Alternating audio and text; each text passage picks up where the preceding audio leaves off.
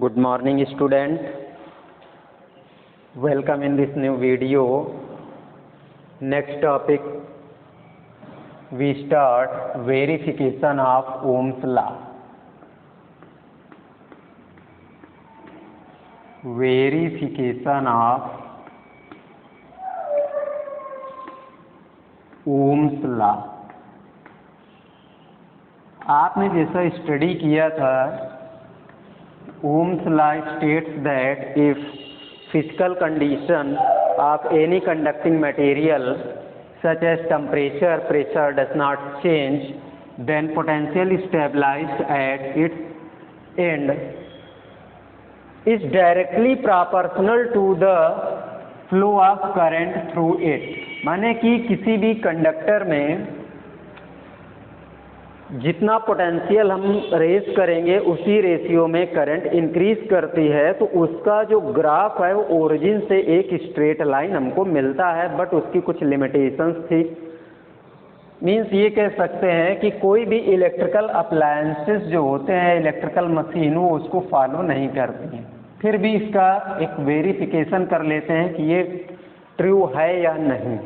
Means V और I का ratio जो हमने लिखा था कि ratio of V and I is a constant, V और I का रेशियो जो होता है वो कांस्टेंट होता है, तो उसको वेरीफाई कर लेते हैं यहाँ पर कि कांस्टेंट होता है कि नहीं होता। तो सपोज दैट एक कंडक्टर है ऑफ लेंथ L, इसको हमने कंसीडर किया, ये कंडक्टर L लेंथ का ये कंडक्टर, इसका एरिया जो है वो A है। जब इसमें I करंट पास करती है, इलेक्ट्रॉन जो है वो अपोजिट डायरेक्शन पर करंट के पास करते हैं विथ ड्रिफ्ट स्पीड Vd। इस तरह से ये इलेक्ट्रॉन मूव कर रहे हैं from one end to another end, एक एंड से दूसरे एंड की तरफ ये इलेक्ट्रॉन चल रहे हैं। और कितना डिस्टेंस ट्रेवल करते हैं? L distance from this end to this end. यहाँ से यहाँ तक आने में उनको L डिस्टेंस ट्रेवल करना पड़ता है, करेक्ट। जब इलेक्ट्रॉन यहाँ से यहाँ तक मूव करता है, तो सपोज दैट हम ये कंसीडर कर लें कि इलेक्ट्रॉन में एक फोर्स एक्ट करता है, तो फोर्स ऑन इलेक्ट्रॉन, इलेक्ट्रॉन पर जो फोर्स होगा F is equal to m into A, ये हो जाएगा मास इंटू एक्सीलरेशन। बट एक ये भी होता है electrostatic force, electrostatic force F is equal to E into E, माने Q into E, charge of electron into electric field. तो यहाँ से ये जो आपने फाइंड किया F is equal to m into A, F is equal to E into E, ये दोनों को अगर हम कंपेयर करें तो m into A this equal to E into E. Means यहाँ से एक्सीलरेशन जो आएगा E into E by M, correct. ये एक्सीलरेशन हो गए इलेक्ट्रॉन का जब ये वन एंड से दूसरे एंड तक, यहाँ से एक एंड से दूसरे एंड तक जब ये मूव करता है, तो ये एक्सीलरेशन ये भी है। But we consider that the electron moving from rest, जितने भी इलेक्ट्रॉन हैं वो रेस्ट से मूव करते हैं, तो सभी इलेक्ट्रॉन के जितने भी इलेक्ट्रॉन इस एंड से इस एंड तक मूव करेंगे, सभी के लिए इनिशियल वेलोसिटी जो होगी वो 0 होगी। तो एवरेज वेलोसिटी हम फाइंड करते हैं, एवरेज वेलोसिटी ये हो गई drift velocity Vd this equal to from first equation of motion u1 plus a into T1, ये फर्स्ट इलेक्ट्रॉन के लिए हो गई, plus u2 plus A into T2 plus and so on divide by n। Number of electron कितने हैं? n। तो ये average speed हो गई। तो यहाँ से हम वैल्यू फाइंड कर लें, अगर Vd this equal to U1 plus U2 plus and so on divide by n plus ये देखिए दोनों का डिनोमिनेटर रहेगा, इस टर्म भी रहेगा, इस टर्म भी रहेगा। ए कॉमन हो गया T1 plus T2 plus and so on divide by n। ये जो एवरेज टाइम है ये क्या रिप्रेजेंट कर रहा है? Average time. इसको हम लिख सकते हैं Vd इज इक्वल टू, ये वैल्यू तो 0 हो गई, प्लस ये हो गया a into tau, where tau means average time, average time taken, correct. तो यहाँ से ये जो Vd आएगा, Vd इज इक्वल टू ये आपको मिल गया a इंटू 2। अब यहाँ से देखिए a की वैल्यू आप फाइंड कर चुके हैं, a इज इक्वल टू है e into E by M. ये वैल्यू यहाँ हम पुट कर दें तो Vd this equal to e into E by M into 2, ये वैल्यू आ रही है। बट एक आपने रिलेशन भी स्टडी किया था, relation between drift velocity and electric current. ये हमको मालूम है Vd this equal to I upon NEA, ये आपने निकाला। तो अगर इस Vd की वैल्यू को यहाँ पर सब्स्टिट्यूट करें तो ये आएगा I upon NEA this equal to E into 2 upon m, correct. अब यहाँ पर बात ये आ रही है कि हम V और I के रेशियो को रिप्रेजेंट करना चाहते हैं कि वो कांस्टेंट है, तो इस इक्वेशन में हमें कहीं पोटेंशियल नहीं दिख रहा है। तो जब इस कंडक्टर के क्रॉस ये करंट पास करती है I, तो इसके दोनों एंड के अक्रॉस एक पोटेंशियल स्टेबलाइज होता है V। तो by the potential gradient relation we know that E is equal to V by L।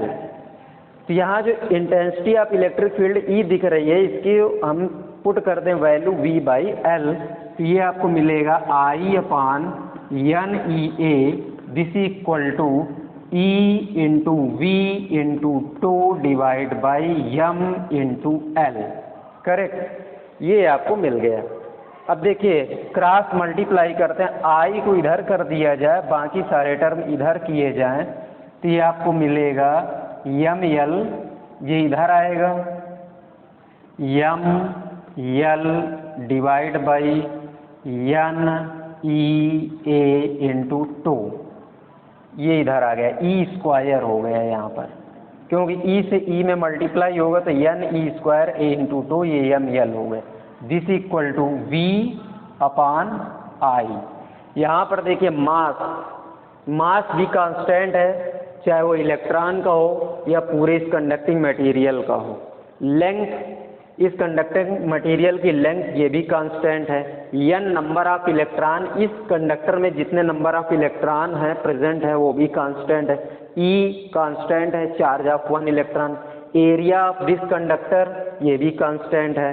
Average time taken by the electron moving from one end to another end, ये भी आपका constant है। माने कि overall value constant है। इसका मतलब ये कह सकते हैं that is ML upon NE square A into 2 this equal to R, and R is a constant known as resistance, therefore ratio of V and I is a constant is equal to R, called resistance of this conducting material। Okay, तो ये आपका verified हो जाता है Ohm's law. ये V और I का जो रेशियो होता है वो कांस्टेंट होता है। No any difficulty, very simple. तो आइए अब नेक्स्ट टॉपिक स्टडी करते हैं, सेल।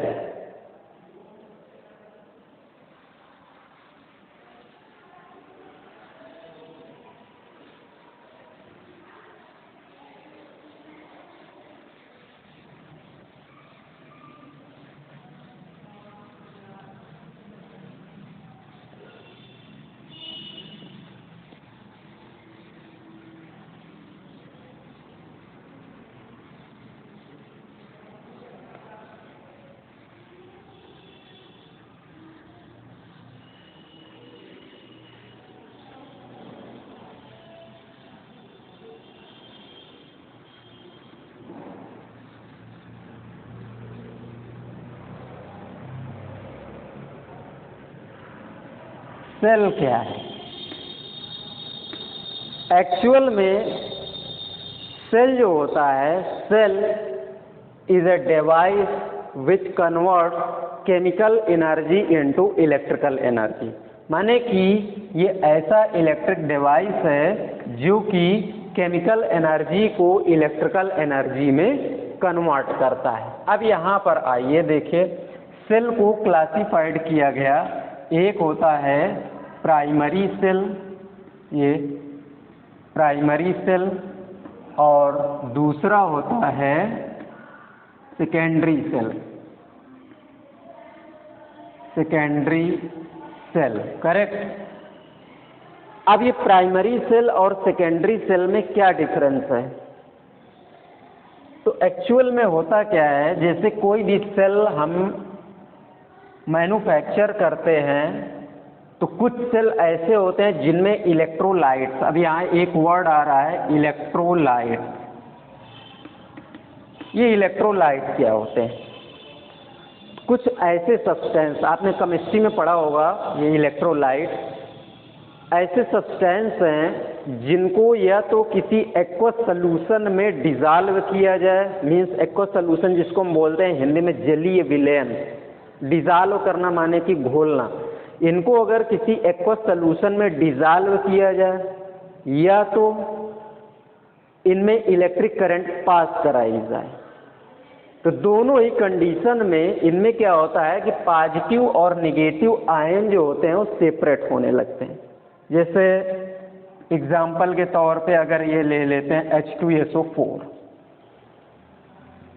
तो इसको जब इलेक्ट्रिक करंट इसमें पास करेगी या इसको किसी एक्वस सॉल्यूशन में डिसॉल्व करेंगे तो इसमें हाइड्रोजन आयन और ये सल्फेट आयन, ये पॉजिटिव और नेगेटिव आयन, ये सेपरेट होने लगते हैं। और अगर ये सेल के अंदर रिएक्शन होती है तो ये जो आयन है, पॉजिटिव एंड नेगेटिव आयन, ये अपोजिट इलेक्ट्रोड की तरफ मूव करते हैं। जैसे पॉजिटिव आयन है वो नेगेटिव इलेक्ट्रोड की तरफ मूव करेगा और जो नेगेटिव आयन है वो पॉजिटिव इलेक्ट्रोड की तरफ मूव करेगा। तो ये सब्सटेंस होते हैं इलेक्ट्रोलाइट। इसी इलेक्ट्रोलाइट का यूज़ हम प्राइमरी सेल में भी करते हैं और सेकेंडरी सेल में भी करते हैं। डिफरेंस ये होता है कि इनकी मैन्युफैक्चरिंग इस तरह से होती है कि प्राइमरी सेल में हम इलेक्ट्रोलाइट को चेंज नहीं कर सकते। माने कि ये सेल जो होता है सिर्फ एक बार मैन्युफैक्चर होता है और जब उसकी कैपेसिटी कंप्लीटली जो है ख़त्म हो जाती है तो उसको हम रिचार्ज नहीं कर सकते। जबकि सेकेंडरी सेल में जो होता है उसमें हम इलेक्ट्रोलाइट को चेंज करके उसको फिर से रिचार्ज कर सकते हैं। तो ये डिफरेंस होता है प्राइमरी सेल और सेकेंडरी सेल में। सेकेंडरी सेल ये सब यूज़ किए जाते हैं, जैसे कि डोरबेल में लेक्लांचे सेल है, उसको यूज़ किया गया है, जिसमें हमको कंटिन्यू करंट की नीड नहीं होती है, माने रुक रुक करके करंट की ज़रूरत होती है उसमें, ठीक है। और प्राइमरी सेल जो होते हैं तो ये ड्राई सेल, जैसे आप जानते हैं ये ड्राई सेल जितने भी होते हैं, चाहे वो बड़े साइज़ का हो चाहे छोटे साइज़ का हो, 1.5 वोल्ट के मैन्युफैक्चर किए जाते हैं, तो वो प्राइमरी सेल है जिनमें हम इलेक्ट्रोलाइट को चेंज नहीं कर सकते, जबकि इनमें इलेक्ट्रोलाइट को चेंज कर सकते हैं, करेक्ट। तो ये है सेल। अब इस सेल में होता क्या है, जैसे सपोज दैट इस तरह का कुछ डिज़ाइन किया गया, इसमें 2 इलेक्ट्रोड होते हैं, ये एक पॉजिटिव होगा और दूसरा निगेटिव होगा। ये पॉजिटिव इलेक्ट्रोड, निगेटिव इलेक्ट्रोड, ये दोनों इलेक्ट्रोड इस इलेक्ट्रोलाइट सब्सटेंस में डूबे रहते हैं। इनका जो पोर्शन होता है वो इलेक्ट्रोलाइट सब्सटेंस में डूबा रहता है इस तरह से।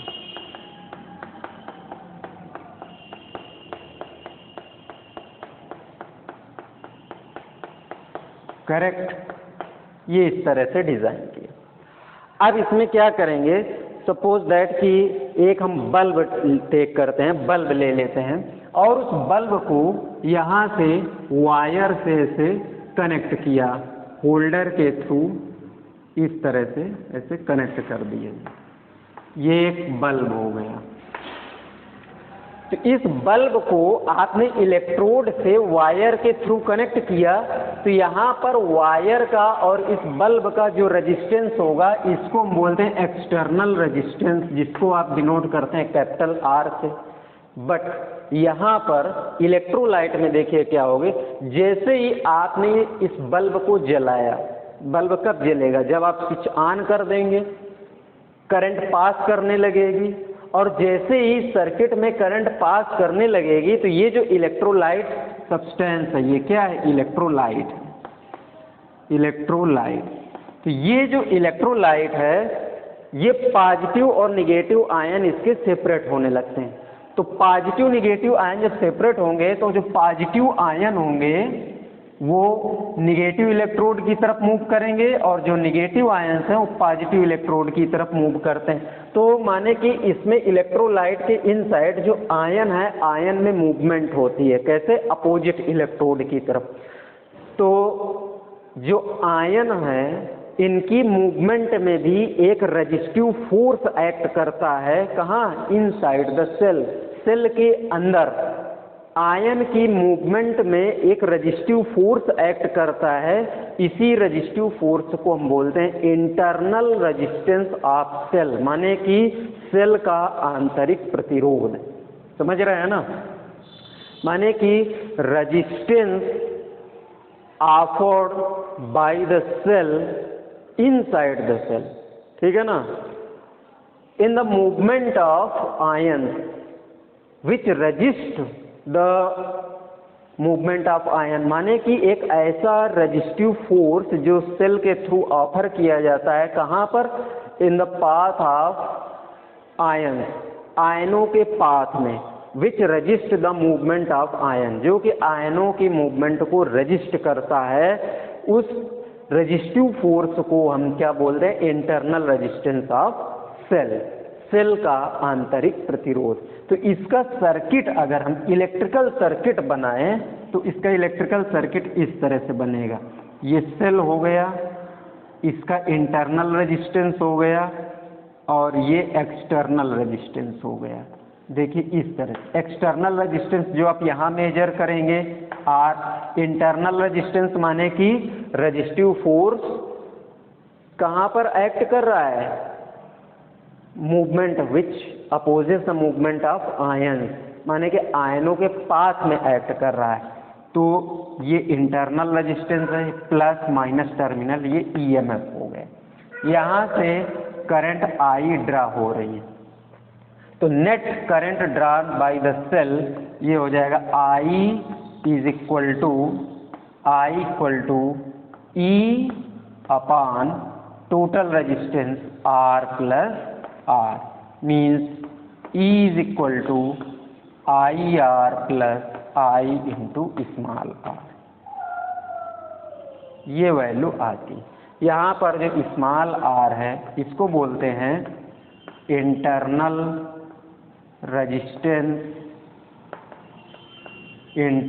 रेजिस्टेंस ऑफ सेल, सेल का इंटरनल रेजिस्टेंस। करेक्ट, ये है। अब यहाँ देखिए एक रिलेशन भी आता है, relation between internal resistance EMF and terminal potential. अब यहाँ हम वर्ड यूज करेंगे, कुछ देखें तो उनमें भी डिफरेंस आप समझिएगा क्या है। इसी फिगर में से हम लेंगे relation between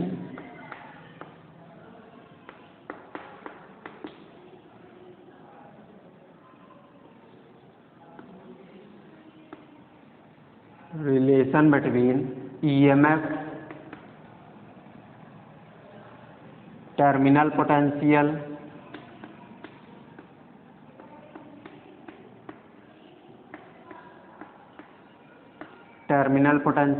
and internal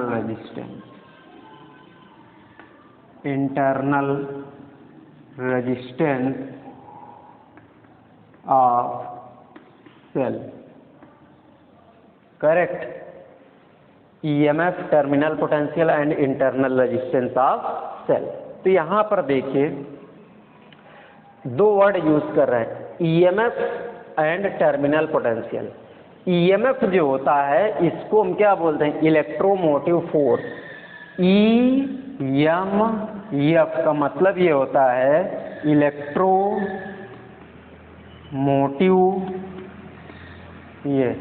electromotive force, ये इसका पूरा नाम। बट मेजर्ड इन वोल्ट, किसमें मेजर किया जाता है, वोल्ट में। और ये जो पोटेंशियल है, पोटेंशियल को भी आप मेजर करते हैं वोल्ट में। तो अब यहां पर देखिए क्या डिफरेंस क्या है दोनों में। Question is that what is the difference between potential and EMF. क्या डिफरेंस आया, ये इलेक्ट्रोमोटिव फोर्स है, इसको बोलते हैं electromotive force, but measured in volt and potential is also measured in volt. तो difference is that the EMF measured in open circuit, माने कि ईएमएफ जो होता है, इलेक्ट्रोमोटिव फोर्स जो होता है, उसको हमेशा ओपन सर्किट में मेजर किया जाता है। करेक्ट। जैसे यहाँ पर आप ये सेल का इलेक्ट्रिकल सर्किट देख रहे हैं, तो एक पॉजिटिव इलेक्ट्रोड है, एक निगेटिव इलेक्ट्रोड है। अब ये पॉजिटिव निगेटिव इलेक्ट्रोड आपस में जुड़े तो नहीं होते हैं, माने कि इनके बीच में गैपिंग होती है। इसका मतलब ये क्या है, ये ओपन सर्किट है। यहाँ पर जो आप पोटेंशियल मेजर करेंगे ओपन सर्किट में, उसको हम क्या बोलेंगे, इलेक्ट्रोमोटिव फोर्स, ईएमएफ। बट जो पोटेंशियल होता है वो पोटेंशियल हमेशा शॉर्ट सर्किट में मेजर किया जाता है। शॉर्ट सर्किट का मतलब ये कि जैसे आपने इन दोनों टर्मिनल को या दोनों इलेक्ट्रोड को इस रेजिस्टेंस के थ्रू आपने जोड़ दिया। अब यहाँ देखिए ये नोड और ये नोड, यहाँ करंट ये आई पास कर रही है इसमें, तो यहाँ पे ये दोनों क्या हो गए, पॉइंट शॉर्ट हो गए। दोनों पॉइंट को आपने, इस पॉइंट को और इस पॉइंट को आपने शॉर्ट कर दिया। तो शॉर्ट करने पर यहाँ पर जो आईआर ड्रॉप होगा, इसको हम क्या बोलेंगे, पोटेंशियल। ये आईआर ड्रॉप पोटेंशियल है। तो पोटेंशियल जो होता है वो हमेशा शॉर्ट सर्किट में मेजर किया जाता है, जबकि ईएमएफ जो होता है वो हमेशा ओपन सर्किट में मेजर किया जाता है। पहला डिफरेंस ये है। दूसरा ये है कि magnitude of EMF is always greater than the terminal potential. Magnitude of terminal potential माने कि जो इलेक्ट्रोमोटिव फोर्स का मैग्नीट्यूड होता है वो हमेशा टर्मिनल पोटेंशियल के मैग्नीट्यूड से बड़ा होता है। करेक्ट। तो ये दो डिफरेंस हैं पोटेंशियल में और इलेक्ट्रोमोटिव फोर्स में। अब आइए देखिए यहाँ पे रिलेशन हम देख लेते हैं, इसी सेल से ही देखेंगे। जैसे यहाँ पर ये जो है ईएमएफ और यहाँ पर करंट कितना पास कर रही है, आई आर। तो यहाँ पर जो टर्मिनल पोटेंशियल होगा, टर्मिनल पोटेंशियल, ये terminal potential V is equal to I into R. And potential drop across internal resistance, potential drop across internal resistance,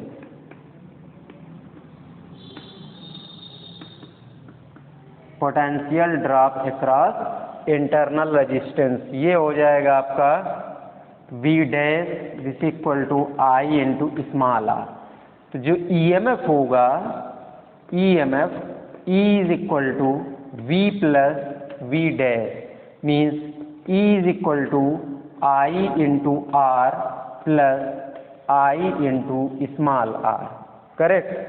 means ये हो गया आपका V, तो I into R this equal to E minus I into small r, that is V is equal to ये I into capital R क्या potential, terminal potential, this equal to E minus I R. Simply ये कह सकते हैं कि जब internal resistance के across potential drop को हम टोटल EMF में से माइनस कर दें, है ना, मैग्नीट्यूड कम हो गया, तो जो रिमेनिंग आपका पोटेंशियल बचेगा वही आपका ये टर्मिनल पोटेंशियल होता है, करेक्ट। तो ये है आपका सेल का स्ट्रक्चर, उसका इलेक्ट्रिकल सर्किट, और उसमें जो टर्मिनल पोटेंशियल, EMF और इंटरनल रेजिस्टेंस में जो रिलेशन है वो रिलेशन हो गया। तो आइए अब इसमें हम लोग स्टडी करते हैं combination of cell, combination of cell.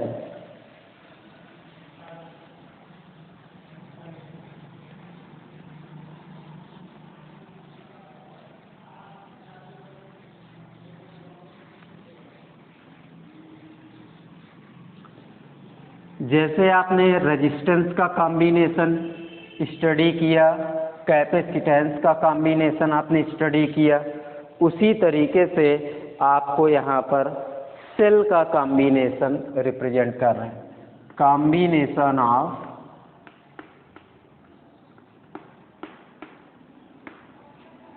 Cell. First ये है series combination, series combination. Suppose that n cells of equal EMF and equal internal resistances are connected in series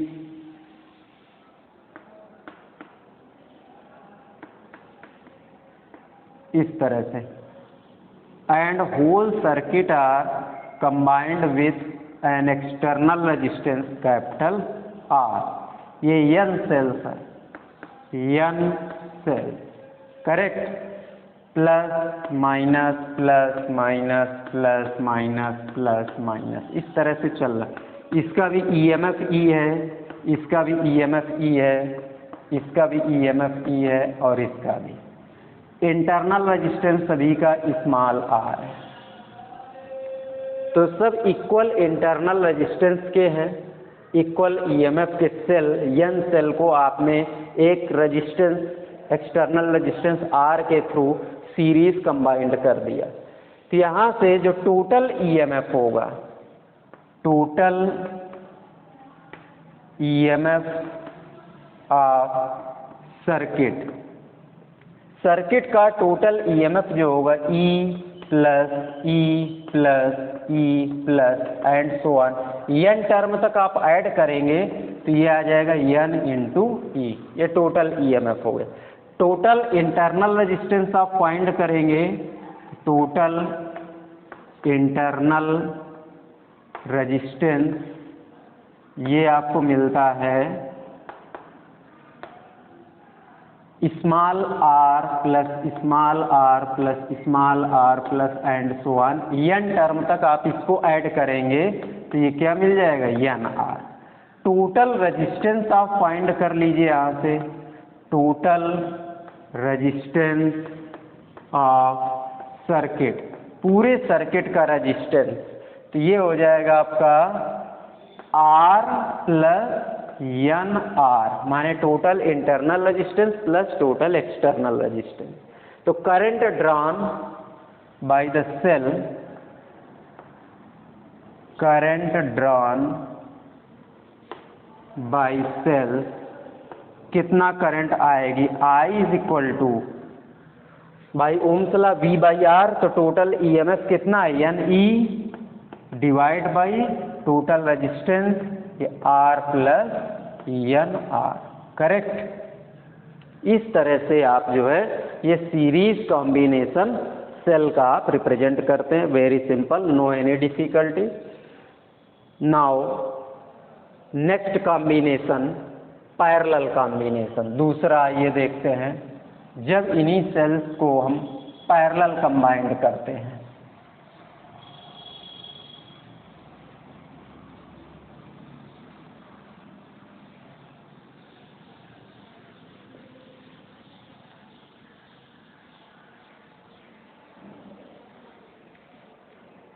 parallel grouping,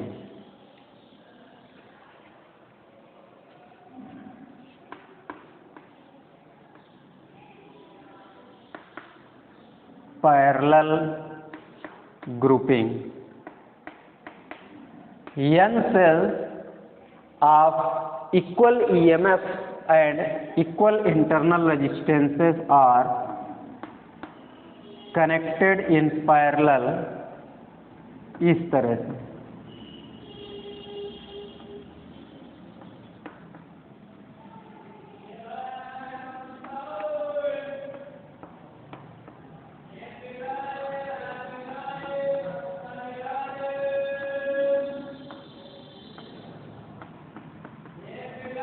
इसको आपने कनेक्ट कर दिया एक external resistance R के साथ।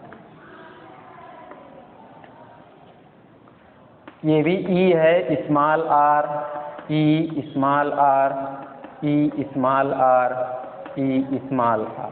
Correct. ये n cells are connected in parallel. We know that in parallel combination the potential is common in whole circuit. पूरे circuit में जो पोटेंशियल होता है वो कॉमन होता है। तो नेट ईएमएफ माने कि total EMF this equal to e, ये तो वही रहेगा ना e. And internal resistance, total internal resistance, total internal resistance जो आएगा 1 by r equivalent this equal to 1 by are plus 1 by are plus 1 by are plus and so on. आप n term तक ऐसे ऐड करेंगे तो 1 by r equivalent this equal to n by r. This means that are equivalent ये R by N हो जाएगा। Correct. तो total resistance आप यहाँ से निकाल सकते हैं। इस R को सीरीज में कंबाइंड कर दीजिए तो total resistance this equal to R by n plus capital R means R plus n R divide by n. तो यहाँ से आपको इस सर्किट में कितना करंट ड्रा होगी ये आप फाइंड कर सकते हैं कि इस सर्किट में कितना करंट ड्रा हो रही है। तो current I this equal to total EMF E divide by total resistance R plus n R divide by capital n, ये ऊपर चला जाएगा तो n E divide by are plus n into capital R. Correct. तो यहाँ आप देख रहे हैं कि रेजिस्टेंस की जो वैल्यू है वो डिक्रीज हो रही है, माने डिनोमिनेटर बढ़ गया, ये कम हो गया, न्यूमरेटर बढ़ गया। तो यहाँ से जो पैरेलल कॉम्बिनेशन में जो रेजिस्टेंस है वो डिक्रीज होने लगता है और करंट कंडक्शन बढ़ने लगता है, रेस करता है। जबकि सीरीज में रेजिस्टेंस इंक्रीज करता है और करंट कंडक्शन डिक्रीज करने लगता है। करेक्ट। तो ये है आपका पैरेलल ग्रुपिंग। अब इसके बाद हम लोग फिर से नेक्स्ट वीडियो में आएंगे। That's all.